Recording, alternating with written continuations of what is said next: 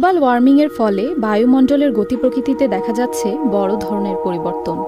এর ফলে বাড়ছে আকাশপথে দুর্ঘটনার ঝুঁকি, বাড়ছে এয়ার টার্বুলেন্স বা উড়োজাহাজ চলাচলের সময় হঠাৎ ঝাঁকুনি, যা যাত্রীদের আতঙ্কের আরেক নাম। টার্বুলেন্স কী ও কেন হয়? টার্বুলেন্স হলো বায়ুর অনিয়মিত প্রবাহ, যা সাধারণত দুই বিপরীতমুখী বাতাসের সংঘর্ষে সৃষ্টি হয়।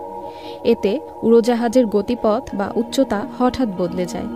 এটি সাধারণত আগাম সতর্কতা ছাড়াই ঘটে, ফলে পাইলটদের জন্যও আগেভাগে টার্বুলেন্স অনুমান করা কঠিন। ভয় কতটা? টার্বুলেন্সের সময় তীব্র ঝাঁকুনিতে যাত্রীরা আঘাত পেতে পারেন, মাথা ফেটে যাওয়া, কেবিনে আছড়ে পড়া, এমনকি মৃত্যুর ঘটনাও ঘটেছে।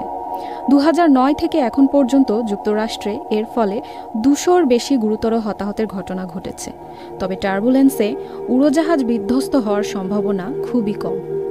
নিরাপদ থাকার উপায়: আকাশপথে ভ্রমণের সময় সিট বেল্ট পরে থাকা, ভারী জিনিস ফেলে না রাখা, শিশুদের জন্য নির্ধারিত আসন ব্যবহার, ঝাঁকুনি শুরু হলে দ্রুত বসে পড়া। প্রতিরোধ ব্যবস্থা: নতুন প্রযুক্তির সাহায্যে এয়ার টার্বুলেন্স আগাম শনাক্তের চেষ্টা চলছে। তাছাড়া আল্ট্রাভায়োলেট রশ্মি ও রাডার ব্যবহার করে ঝুঁকিপূর্ণ এলাকায় পূর্বাভাসও দেয়া হচ্ছে। নমনীয় ডানা ও এআই প্রযুক্তি উন্নয়নের প্রচেষ্টা চালাচ্ছে প্রতিষ্ঠানগুলো, যা উড়োজাহাজকে বাতাসে আরও স্থিতিশীল রাখতে সাহায্য করবে।